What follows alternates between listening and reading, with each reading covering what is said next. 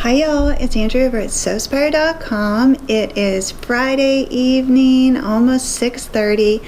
I am working late tonight getting ready for my very first in-studio workshop.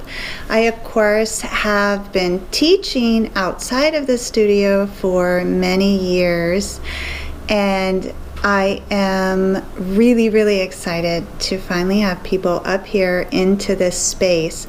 The studio that I occupied previous to this was a little small to have more than one student at a time.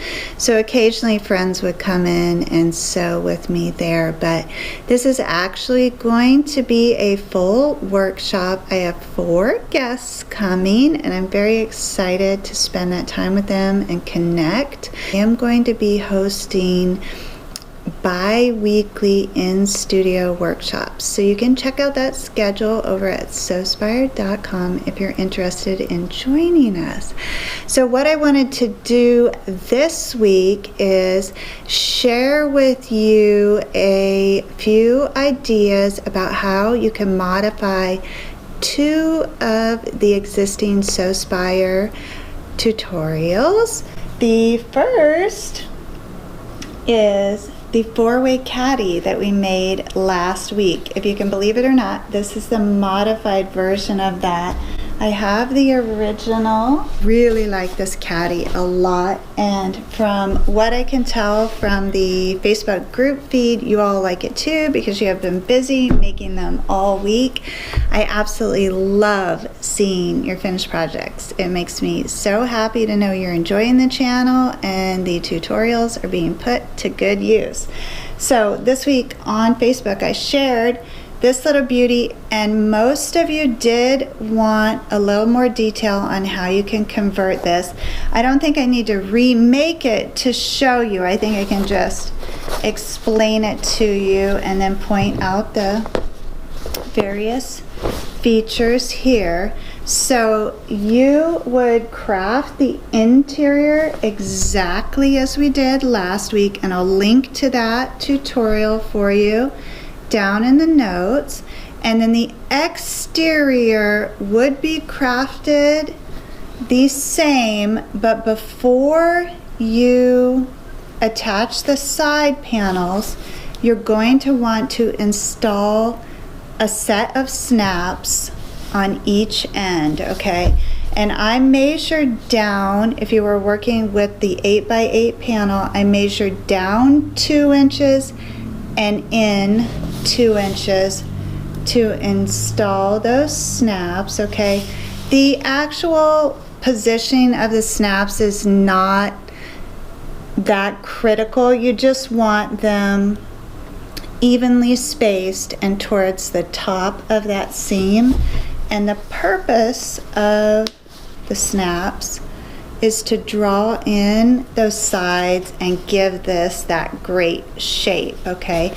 If you're familiar with my ultimate diaper bag and that construction method, we also use side snaps on that bag as well.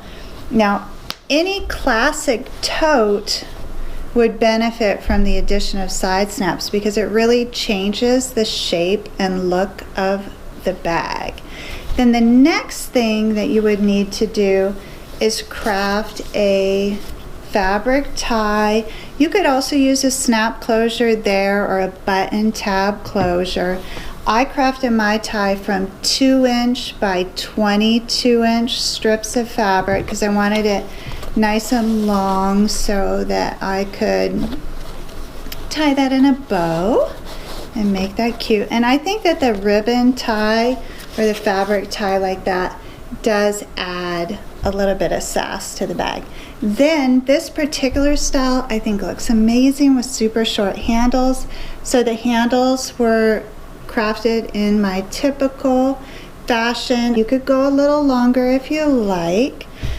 Customize that to suit your needs, and those were attached in between the interior and the exterior layers as well as the fabric tie before sewing that top seam on there. So I think you all can handle that. If you would like to convert to a very cute handbag, you could do that. Another option for you too would be to increase the height of this bag, and then you would have a super cute tote bag. So speaking of tote bags, another modification that I want to share with you is my market tote. And this is what I will be teaching the ladies to sew tomorrow. There is already an existing tutorial for the market tote unmodified, but I wanted to go over the changes that I made to this bag. I crafted kind of like what I'm calling a scarf tie here. And this was made from a 3-inch wide strip of fabric, which I just folded right sides facing, and then stitched and angled the ends and turned that around and then pressed it nice to give it kind of that like little summer scarf look. And that also measured 3 by 22, 21 inches is fine if that's as wide as your fabric is when you cut that in half.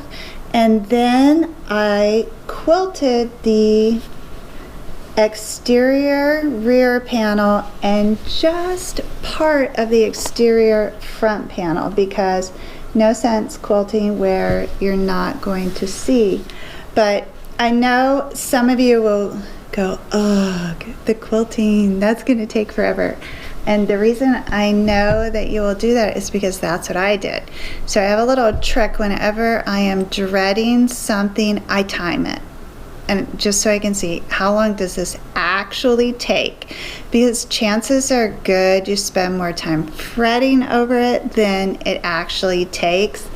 For me to just do this straight line quilting on the back of this took 7 minutes. That's hardly worth me fussing very long over, because it really does add a lot of beauty to this bag.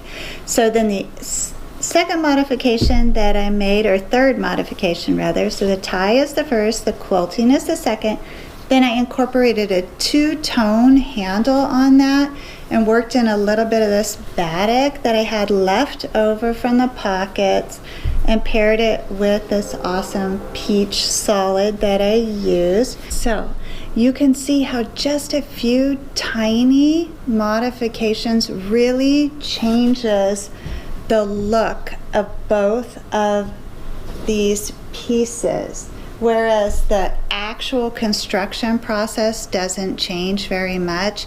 It's just adding these little details, and everything really is just a modification of the original. I did a quick Google search, when was the first tote bag ever made, and the first return was in the 1940s, believe it or not. It was LL Bean up in Maine introduced the first tote bag. So all of these are kind of born from that original Bean tote bag and then modified in one way or another. So this week we're not sewing. I hope that that's going to be okay with you, because I'm here getting ready for this workshop tomorrow, but I will be back next week with a brand new sewing tutorial for you. But before I want to say goodbye, I would like to show you all of this gorgeous material that I have pre-cut for the workshop tomorrow.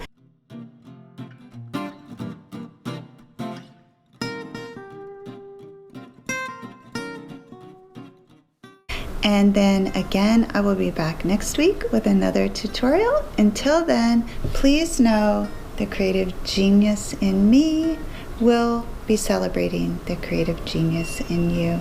I hope you all have a great week.